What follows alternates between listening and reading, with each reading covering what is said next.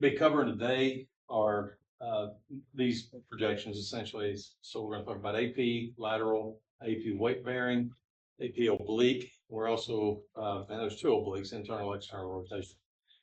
We're also going to talk about the patella. We'll go all the way up to the femur and start into the pelvis as well.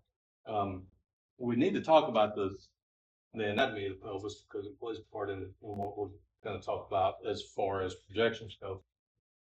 I don't know that we'll get all the way through all the projections of the pelvis, and if we don't, then I'll take care of that too. So to get started with it, your AP knee, of course, you're going to be supine, and if at all possible, the patient's going to straighten their knee out as much as they can. Sometimes you're going to have a patient who's just not going to be able to straighten all the way out. But if at all possible, you're going to fully extend the knee. So your questions are going to come at you from a couple of different directions as far as the positioning of the knee itself. All right, so you've got two things. One is the femoral epicondyles need to be parallel with the image receptor. Sometimes your questions will say a plane running through the femoral condyles need to be parallel with the image receptor. Also, sometimes you'll see a question that says the femoral condyles need to be equidistant from the image receptor. All three of those just mean the same thing, right? Equidistant means just means equal distance from. So any one of those three particular wordings you'll see. And you might think that you can just tell that you're not going to have a rotated knee if you look at the position of the patella, and that's not true. We have tracking issues sometimes with the patella, and you can do some research into that and see exactly what that means. It's not testable, so I wouldn't worry too much about spending any time remembering it. But what that basically means is the normal travel of the patella when you bend and straighten the knee is not always the same. And what that means then is that the patella might not be completely centered over the knee in some people's anatomy. So look at the foot, look at the knee itself and the bulk of the knee and make sure that it's not rotated. So equidistant, a plane running through, or the femoral condyles, that's what we're looking at to make sure that we don't have a rotated patella or a rotated knee, excuse me. All right, now, if you look on page 346, you see bottom right-hand corner, figure 7.120. So we've got three different potential angulations for the knee. So if you have a patient who's the distance, and realistically, you're not going to measure this out probably, but if the distance between the ASIS and the tabletop, or if they're laying directly on the image receptor or whatever, is 19 centimeters or under, then you're going to angle your central ray 3 to 5 degrees caudad. Most of the time, your test questions, you're just going to ask for 5 degrees caudad. If it is 19 to 24 centimeters, it's going to be perpendicular, so you're not going to have any kind of angle on your central ray. And then if it's 24 centimeters greater, then you're going to angle 3 to 5 degrees cephalic. So what you're looking at there are your body habituses or body habiti. So not under 19 centimeters, you're looking at somebody who's asthenic, right? If you're looking at anything above 24 centimeters, you're looking at somebody who's closer to hypersthenic. Okay. So what you really need to remember is the range from 19 to 24, right? So if it's under 19, then you're looking at somebody who's asthenic. And if you're looking at somebody who's hypersthenic, it's going to be over 24. So remember 19 through 24.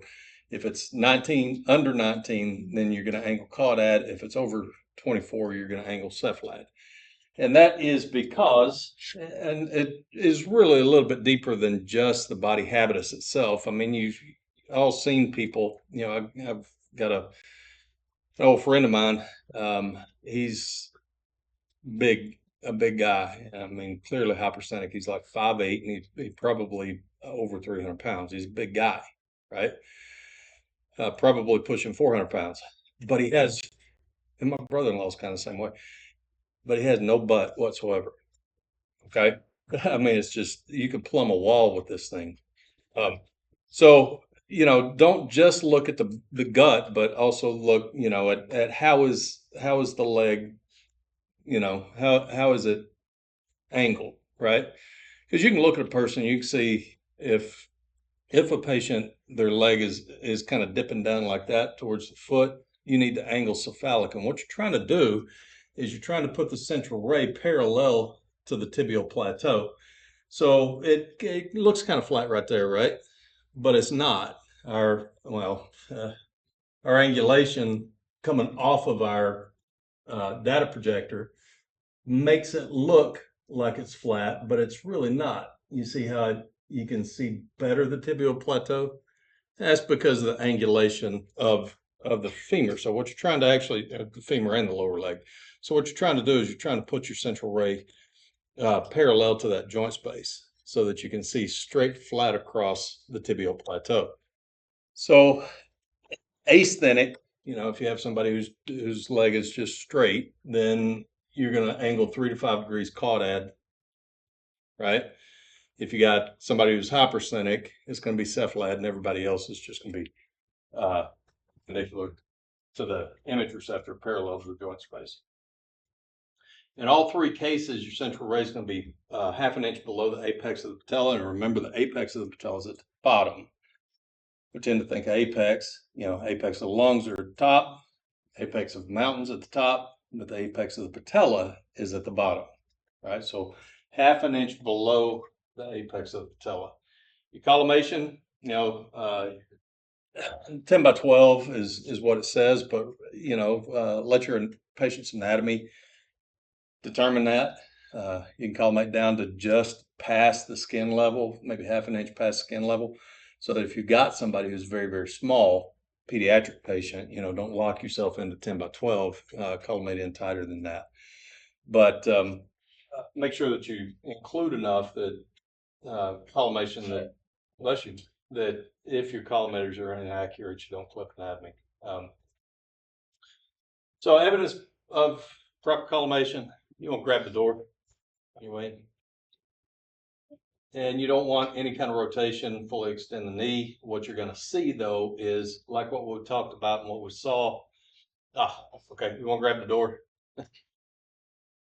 You had a trailer. But you're going to see slight superimposition of the fibular head. We took a look at that when we were talking about the leg. You're going to have a little bit of superimposition there, right? So we're going to address that in obliques. So it should look like that. This thing right here is your patella. Notice you just don't see it all that well because you got the biggest, most dense bone in the body over the top of it, or really underneath it, but it's being projected on it, and you just can't see it all. Superimposition on proximal end as expected. So lateral knee, you can, you can shoot lateral knee either medial lateral, which is most common if you roll the patient over onto their side, or you can shoot cross table lateral medial, but you have to consider this. All right, so if I were to hold this like so, notice that the femur kind of comes in medially a little bit, right? That's a natural lay of your femur. We're a little bit knock-kneed, right? And what that does is if you notice our femoral condyles, then if they're hanging like that, are pretty much parallel. They're pretty much right side by side, right? But once you lay the patient on their side, notice what happens is the medial condyle is distal to the lateral condyle. Okay? So what we want on a lateral knee is we want to put if we're shooting medial lateral, we want to put the knee on its side, but that's going to put the medial condyle distal to the lateral condyle. So how can we make them superimposed? That's the evaluation criteria, is they should be superimposed without any kind of rotation or vertical separation. How can we put them on top of each other? Use angle. Use angulation, exactly. So we're going to angle cephalad on every lateral knee, okay? Unless you're shooting cross table, and then you've got to take that into consideration in your position of your central ray. You may actually have to angle caudad in order to make that happen. So our angulation, first off, you're going to flex the knee 20 to 30 degrees. And what that does is it releases some of the tension of the ligaments so that you may see this question worded this way. It maximizes the volumization of the joint space. Okay, so what does that mean? And notice that one didn't come down. What does that mean? It just opens the joint space. Yeah, it's a lot of words to say it opens joint space, right? So if the knee is bent more than that, or if it's straightened more than that, then the joint space is a little bit closed. The more you straighten it out, or I think the more you bend it, the more closed the joint space between the patella and the femur closes as well. So you don't want to bend too much. You don't want to straighten it out too much either. So our central ray then is going to be 5 to 7 degrees cephalad rather, and it's going to enter 1 inch distal to the medial the medial epicondyle, which is pretty much going to put it at the base of the patella as well.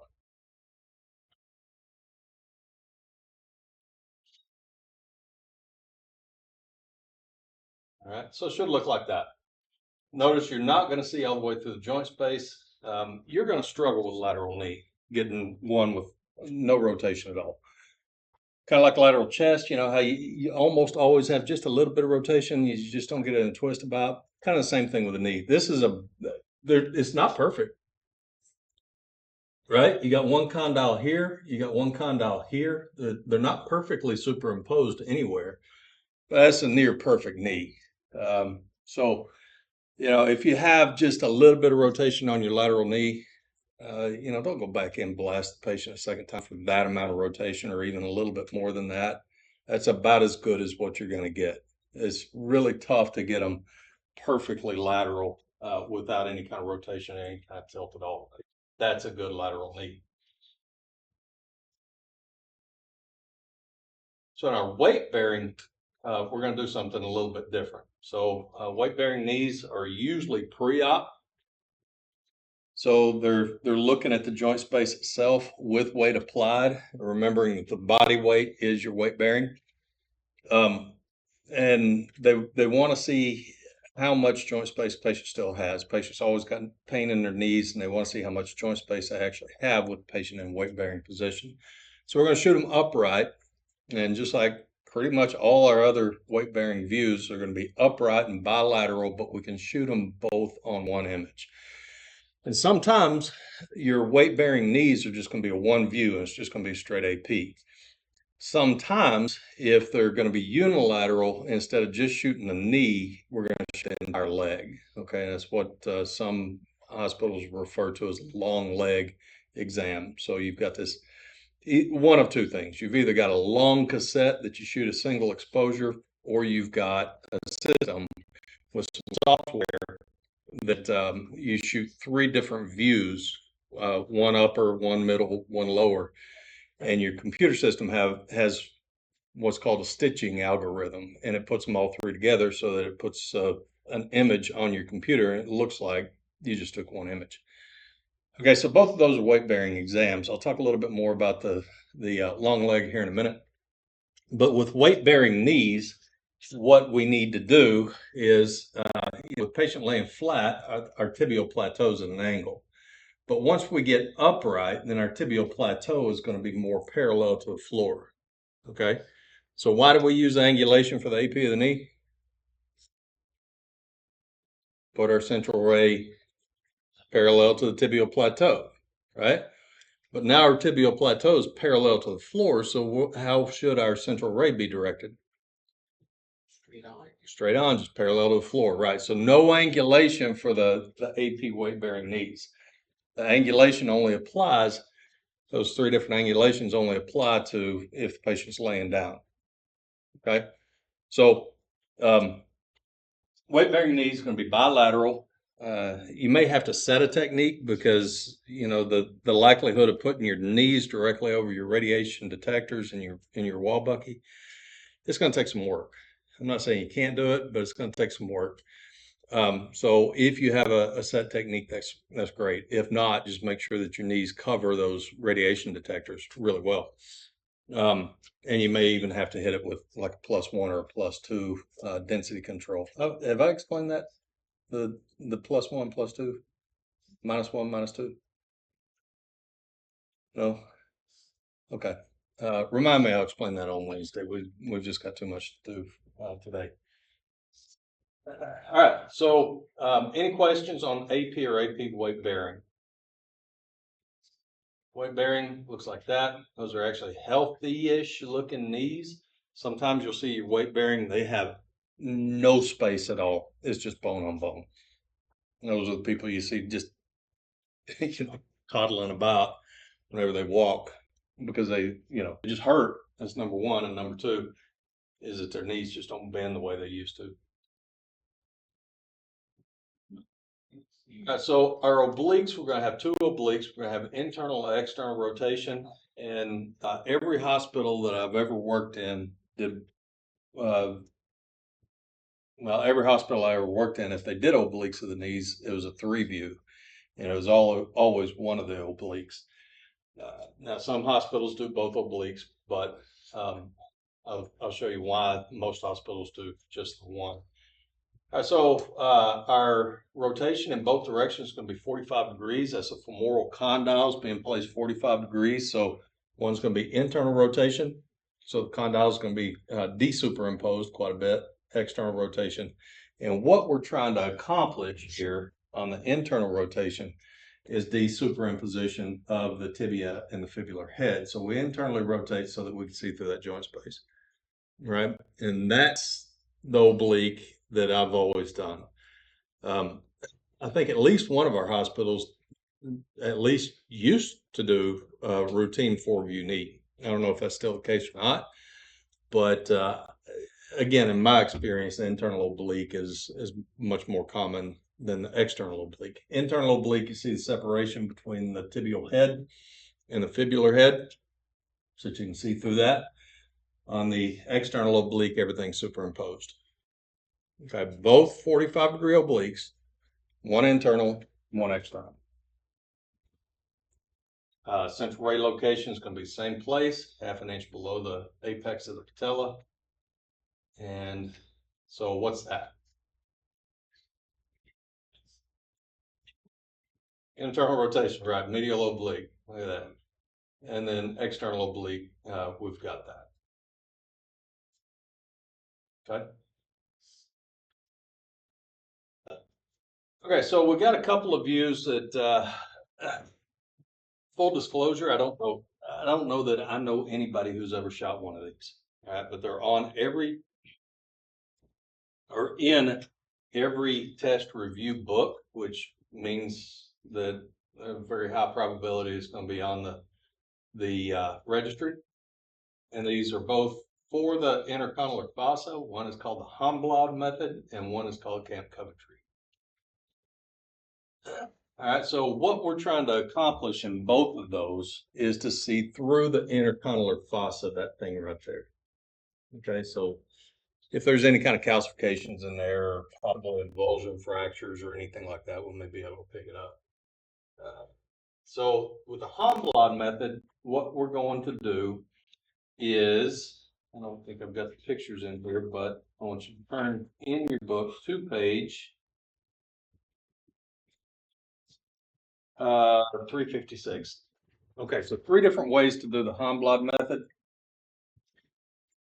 What we're trying to accomplish with the Hamblad is to take the patient and bend the knee such that we've got that view right there. Okay, so what that's going to entail is about a 20-degree angulation of the lower limb in relationship to the finger. So in a practical sense, what this means is that we're going to put the patient's leg on a stool like so, and then we're going to lean the patient out about 20 degrees. Okay, so they still have one foot on the floor, so they're leaning forward with or stepping forward a little bit with their leg on the floor.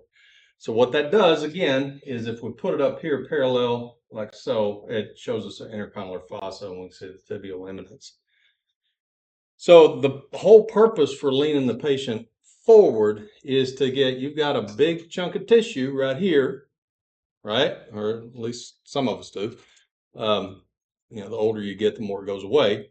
But that's your cheek, right? So what you're trying to do is get that out of the way so your central ray can go directly down through the intercondylar fossa. Okay. Another way to do it is like what you're seeing in figure 7.136, and that is to accomplish the same thing, only putting the affected leg out forward, the tibia perfectly, vertical. And that does the same thing, and much more like what I was showing up here. And the third way is to have the patient on the table, on their hands and knees, and then put the knee on the image receptor and have them lean forward again to get their backside out of the image. Right. So that's a Hamblad. I have no word association for this. Just remember that what you're going to do is you're going to lean the patient's femur forward about 20 degrees so that the femur forms a 70-degree angle with the plane of the image receptor. All right, so just remember those angulations. You got 70 degrees, 20 degrees. That is your Hamblad method. As opposed to the Camp Coventry on page 358 is quite a bit different. So with Camp Coventry, what you're going to do is you're going to lay the patient on their stomach and you're going to elevate their foot on a sponge or something that will get it up to where the tib fib is a 40-degree angle. So what that's going to look like is, instead of having the patient, on all fours, is the patient's laying flat, and you're going to elevate the leg like so. It's at a 40-degree angle. Bless you. It's at a 40-degree angle. Now we're going to angle our central ray caudally through the intercondylar fossa, also at 40 degrees. Okay, so the Hamblad is going to be 70-20.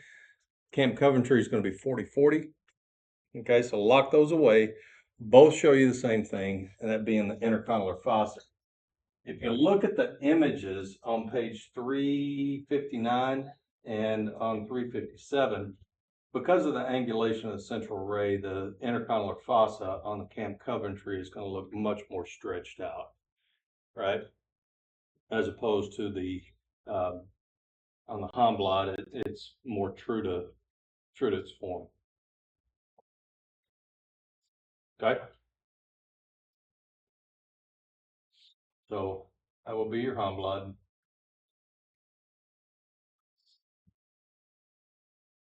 that will be your Camp Coventry.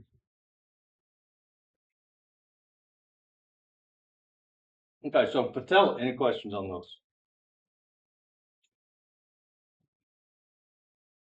We have a few things to talk about on Patella. One view that kind of became popular a few years ago for the Patella is what you see on page 364, and I'm pretty sure it is not in the PowerPoints. Run through real quick. It is not in the PowerPoints, but it is on the test, and it is something that you're likely to see, and that would be our merchant views. So merchant view, what a merchant view is I probably ought to do this, doing this backwards, but it's basically a bilateral sunrise where you put the patient on the table. You got to have a specific specialized piece of equipment that bends or flexes the knees to 40 degrees. And then your central ray comes from behind the patient, kind of over their head to project. See the shadow on figure 7.155. It projects shadow of the knee, and you get bilateral patella, kind of looking like the patella is coming up through a valley. All right. So this is not a merchant view. This is actually a Setagast, or what we refer to as sunrise.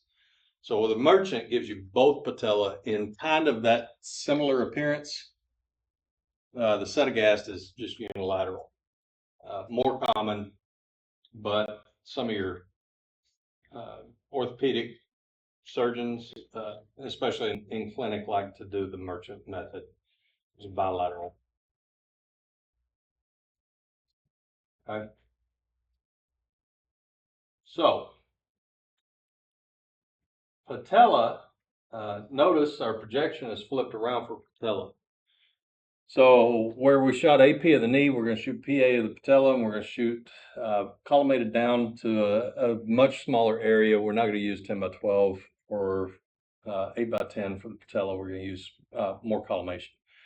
The purpose for that is to try to eliminate some of the scatter radiation and try to bring up some of the sharpness of recorded detail, and that's why we shoot at PA, is to bring out that sharpness of recorded detail.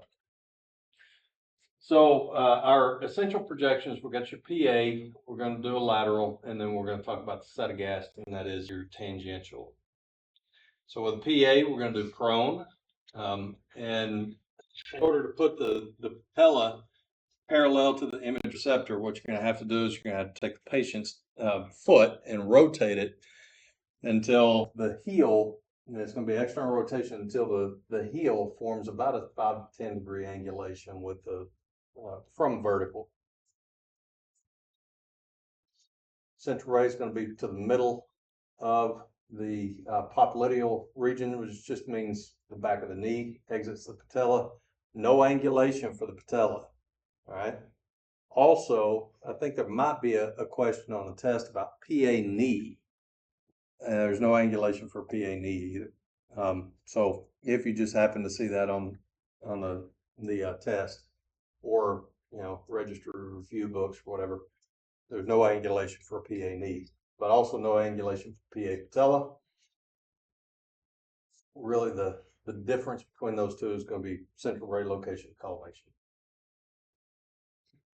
So the reason we want to shoot the PA first is to make sure that we don't have any fractures in the patella before we have the patient bend their knee up for the setagast or even for the lateral. So we're going to do a lateral, but we're also going to put a bend in the knee. Now, the problem with the patella is that you've got a ligament that comes out of the top of it, you got a ligament that comes out of the bottom of it, and if you bend it too much and increase the strain on either one of those ligaments, and you got a fracture in it, it can pull those pieces apart. Okay, so you want to, this is the test question wording that you might see, is that we shoot a PA of the patella or even an AP of the knee, but a PA of the patella to rule out transverse fracture before you bend the patient's knee for either the sunrise view, setagast, or for the lateral. Okay, so file that away. Should PA first, look for transverse fracture. This patient's got a little bit of a fracture there, and sometimes your patellar fractures will be what they refer to as stellate fractures. What is a stellate fracture? What does it sound like? The word stellate. Any word association there? Y'all quiet today. Stars, right? Stellar, stars, right? So a lot of your patellar fractures will be kind of like a sunburst. They'll have multiple fracture lines to it. Instead of being a linear or transverse fracture, they'll be, the thing will be essentially shattered. It's a common U fracture of the patella. All right, so for lateral, we're going to flex the knee again, but we're not going to flex the knee as much, right? So in the lateral knee, we use 20, 30 degree angulation. In the lateral of the patella, we're just going to use 5 to 10. And again, that's just going to give us the most distance between the patella and the femur, right? It's going to separate them as much as possible. So it's going to be a very shallow oblique, and you're just looking for the patella itself. You can collimate down to just almost nothing. And your technique for a lateral of the patella, provided you're not shooting into the bucky, you're not using a grid, then your technique's going to be like a hand technique. It doesn't take a whole lot to get a good patella. And that's what it should look like. No angulation there either. Okay, so a few things about the setagast. That's your sunrise. The most common word is reference to it as a sunrise view, but it is a tangential, and the method is setagast.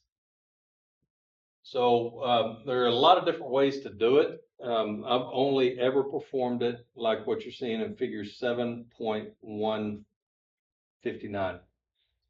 But you can put the patient flat on their stomach, bend the knee to 90 degrees, angle the central ray 15 to 20 degrees.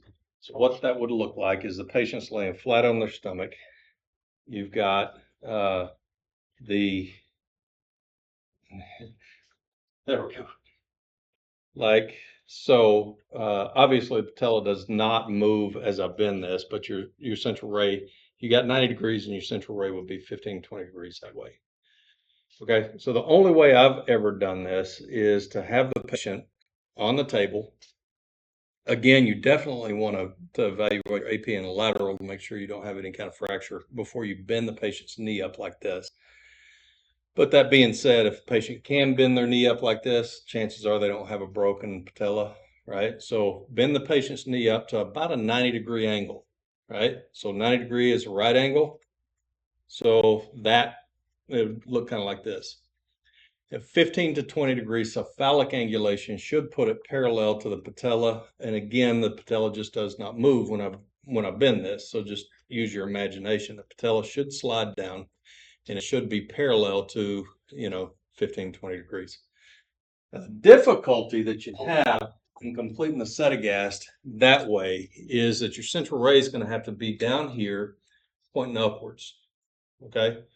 So with the knee, the tabletop being here and the knee being here, and you need 15, 20 degrees off of your x-ray tube, which is with protective housing this big, you're not going to be able to accomplish that. Okay, so what can you do to make that happen? It's really simple. Hang their leg over. What's that? Hang their leg over the table. Hang their leg over the end of the table? Okay, well, that's great thinking. Yeah, yes. Actually, never thought about that, but yeah, you could do that. That would put the leg at a 90-degree angle. But the second half of that is where would the central ray have to be, or where would the X-ray tube have to be? Like way. Way below. Okay, and that's what I was getting at right there. Is that you don't necessarily have to hang the leg over, but that would ensure you get 90 degrees.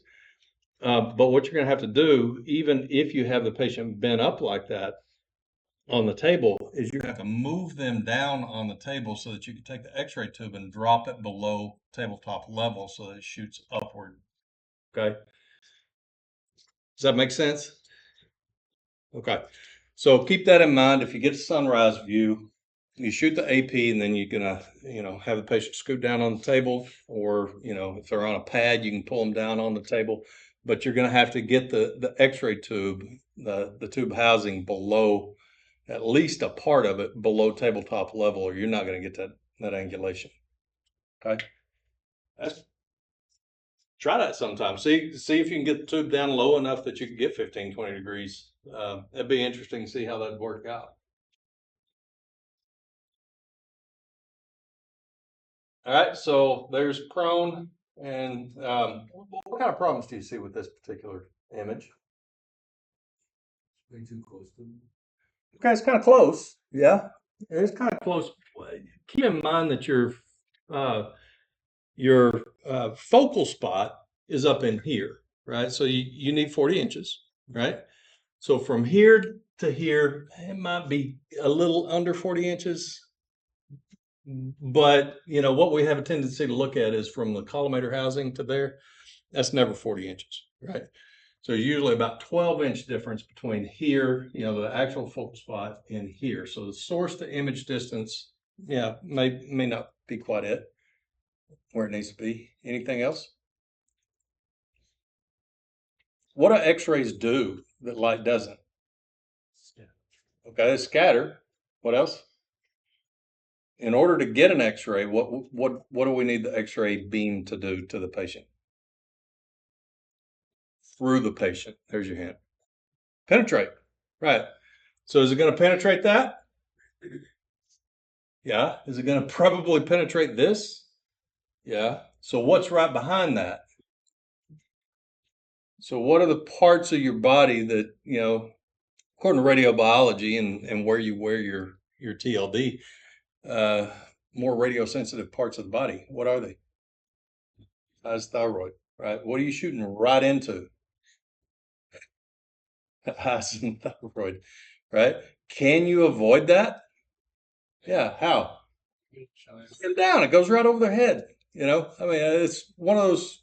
Every textbook has something that you look at and you think, I can't believe this is in the textbook, and this is one of them. And it's been in the textbook since 1991. Ask me how I know. The exact same picture has been in there. My 10th edition of Merrill's, I think it was, or seventh, might have been seventh. Anyway, same picture. I've used it all these years, haven't figured out, lay the patient down. Don't do that. Okay? Lay the patient down.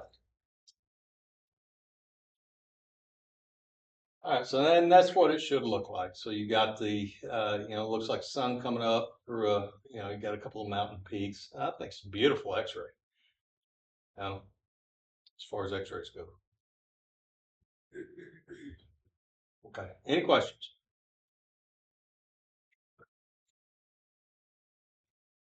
So, full break. Okay. So femur. Our femur view is just going to be AP and lateral, but there are some complications to them. Our femur now, on our tib fib, we could put the patient on the image receptor, kind of catty cornered from corner to corner to kind of buy some distance, right? The femur, we can't really do that. And the reason for that is because with the femur, our rules for grid use, I think Amy said she was going over grid use last week, did she? When to use grids? I know we touched on it, but she talked about grids at all yet? No? Okay. All right. So, you got three possible interactions inside of the patient. You got transmission where it doesn't touch anything, X-ray photon just goes through the patient. You've got absorption, photoelectric absorption, and then you got scatter radiation. So, scatter radiation, the types of tissue that create the most scatter radiation is going to be soft tissue. All right, so you're going to be shooting through the patient's knee, their thigh, which is going to be, this big around. And then you've got the femur, you got soft tissue out here, and then you got this big mass of soft tissue back here, right? So the rules for grid use of what a grid does is it absorbs scatter radiation before it hits an image receptor. And the rules for grid use are that if you're shooting with above 70 kVp, you need to use a grid because as kVp goes up, the percentage of scatter radiation that goes towards the image receptor increases. But also 10 centimeters or greater, which is about knee size or shoulder size on an average size person, you're going to need a grid because you're going to create a lot of scatter radiation. So you need a grid. So this needs to be shot in the bucky. You can debate whether or not the knee needs to be in the bucky. Yeah, I can go either way with it, but the femur needs to be in the bucky with a grid. Okay, so you can't really angle your bucky. So the only way to get corner to corner on the patient is to put them kind of catty cornered on the table, and you're not going to do that, right? So some of your hospitals are going to allow you to shoot one of your views to include one end of the femur and the other to include the opposite end of the femur. And that started in film screen radiography, and films were kind of expensive. They've one individual, 14 by 17 film was, I think it was like $3 or something like that, which doesn't sound like a whole lot, but if you consider how many patients we x-ray during a day, it adds up, right? But now that we don't use film and that film cost is not really a thing, it really is in wear and tear on the image receptor. But most of your hospitals now, as I understand it, are wanting you to include both ends on both AP and both ends on the lateral. So what that means is that since you can't do catty cornered, you may have to shoot two views, and the positioning for those two views is going to be different. All right. So if you're shooting for the distal end, you want to position the patient just like you're positioning for a knee.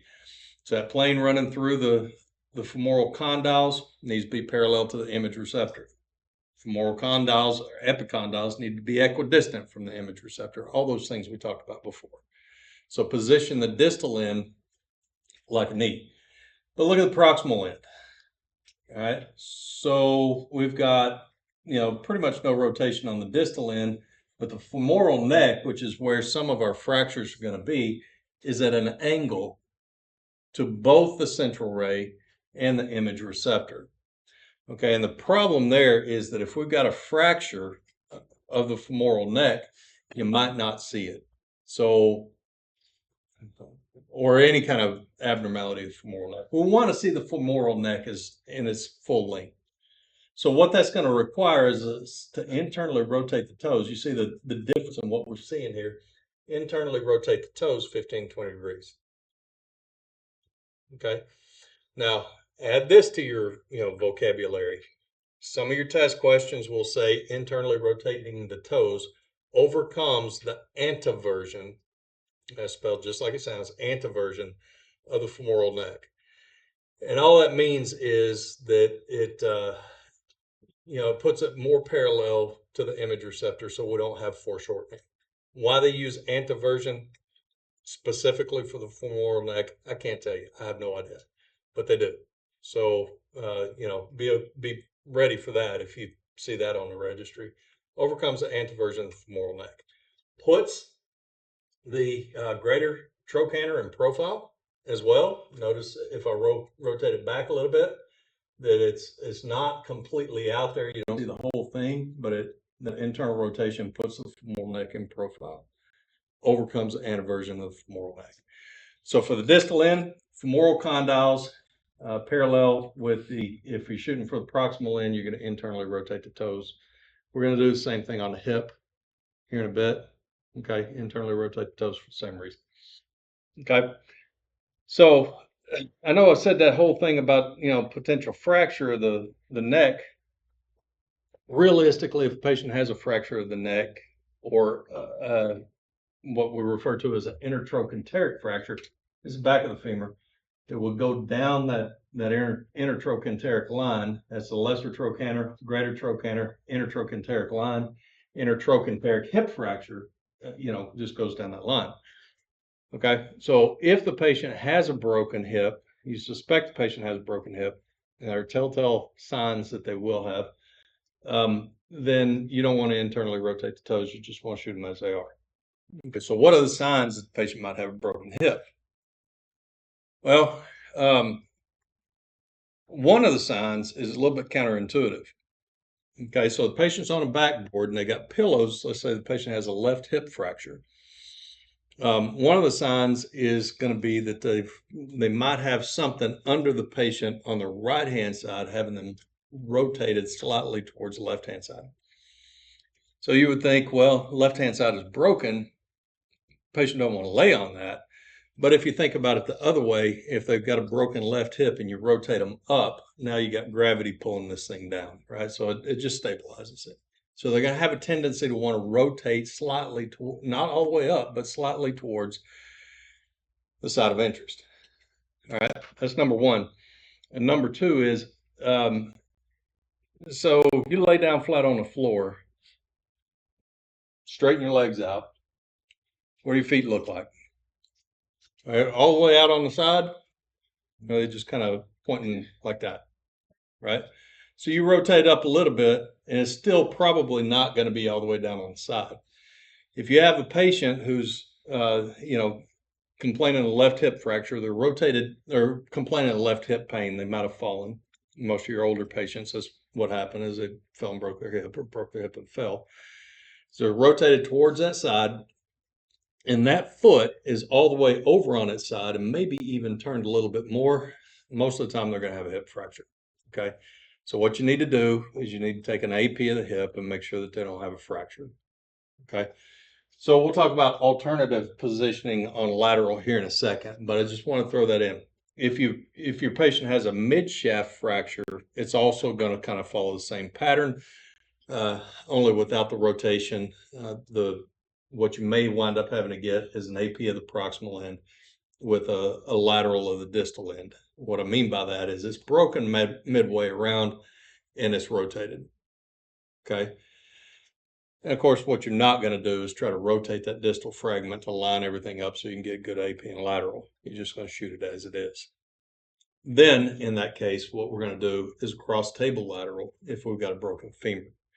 So your femur fractures, just like your tib fib fractures, can have very sharp shards. That's where you get your bayonet fractures, your spiral fractures, and things like that. You don't want to do any more damage, so you want to move the patient as little as possible. AP and a bucky, cross table lateral if you can get it. And then we'll talk about how we're going to get the proximal end, because you just can't get the proximal end on a cross table lateral. Okay. So AP, distal end, femoral condyles parallel, AP proximal end, femoral neck parallel, right, which involves internal rotation of the toes.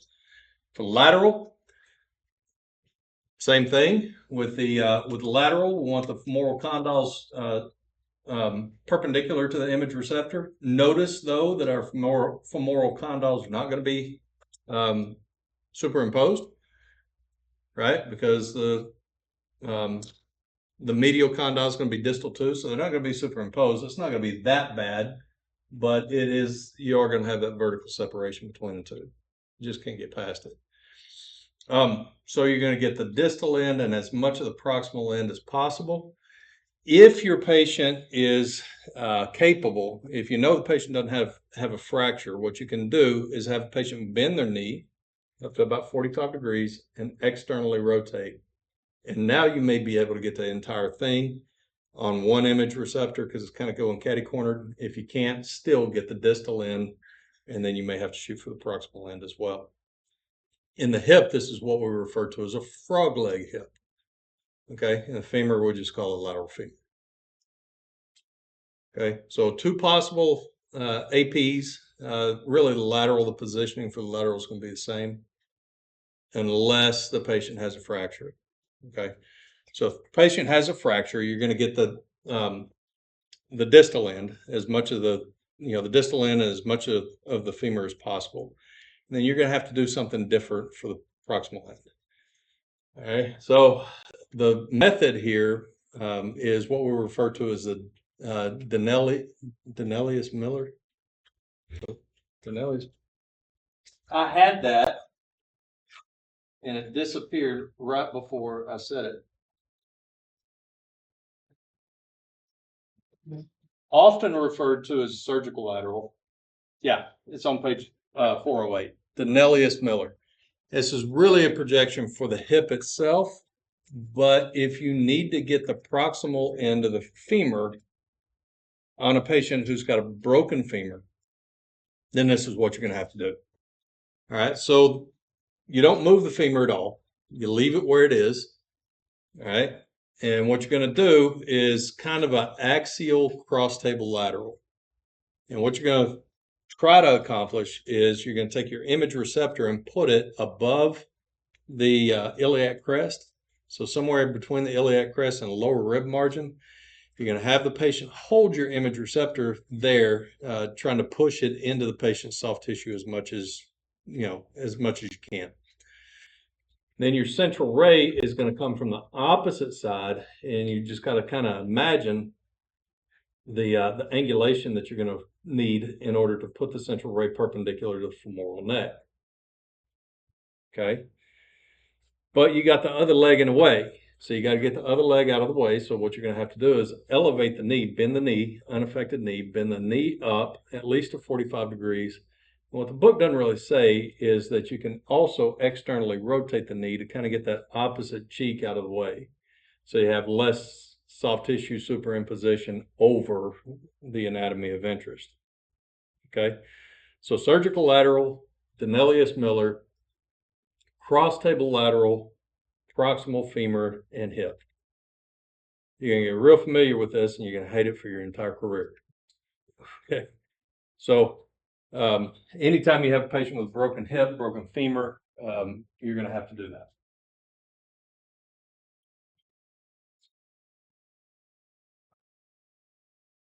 All right. So AP of the proximal end, AP of the distal end. This guy's looks like he got a fracture here. Kind of tough to see. It's a little bit subtle, not real displaced, but it looks like we got a fracture. Looks like we've got some osteoporosis and probably some severe lack of joint space. Probably the divergence of the central ray makes it look worse than what it is, but he doesn't have a whole lot of joint space. So lateral here, notice you don't have the proximal end.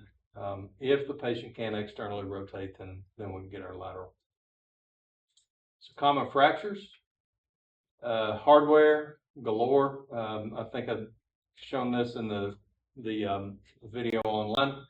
That's what we refer to as an external fixator, and they are just gruesome looking. So, you know, obviously this is sticking outside. See, the kind of lighter areas, this is metal, but you see these things and these. Sometimes they'll use carbon fiber, and carbon fiber really doesn't show up on x-rays all that well. It feels like metal, and if you tap on it with something metal, it sounds like metal. But carbon fiber and it's kind of like the x-ray table. X-rays go right through it. So again, a tib fib fracture, and it's kind of what a hip nail looks like, but it's in tib fib. IM rods, I think I've mentioned, I've mentioned in the YouTube thing. If you go to surgery and they have an IM rod on the schedule, I recommend that you get in there and see it. It's probably the most gruesome surgery that you're going to see.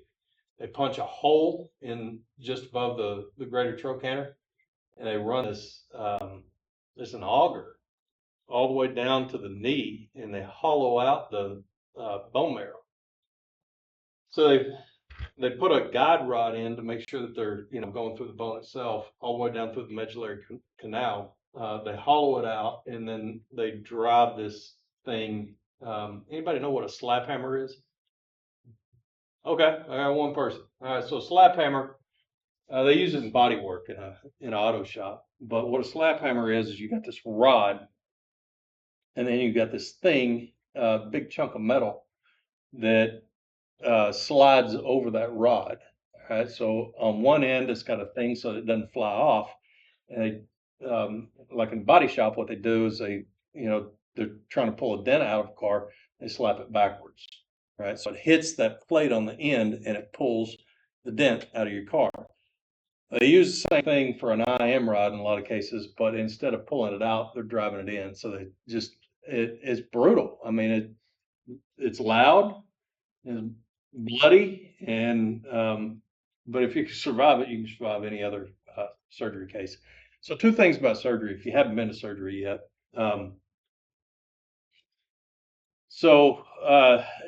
Just understand that surgery is nothing like what you see on TV. On TV, everything is quiet. Most of the time in surgery, they got music playing, they're telling jokes, and it's a high stress situation, and they try to reduce the stress. So that's number one. It's nothing like what you see on TV. And number two is if somebody looks at you and says, "Are you okay?" You are not okay. Okay, you're pale. And if somebody looks at you and says, "You need to sit down," that doesn't mean you need to wander around to find a chair. That means you might need to back up against the wall, slide down the wall, and sit down. Because the thing is, you've already turned pale. You can't feel it. You're probably sweating. You're denying it. And you're going to the floor either way, right? So you might as well go to the floor not having a head injury. So, if somebody says you need to sit down, they don't mean you need to sit down soon. They mean you need to bend your knees, you need to get on the floor. Okay. So if you happen to see an IM rod, I recommend that you go see it, because it's worth seeing at least once. But it's also probably a pretty good idea to get something to eat before you go in there, right? Keep your blood sugar up. And keep those things in mind. If somebody says sit, sit. All right, any questions?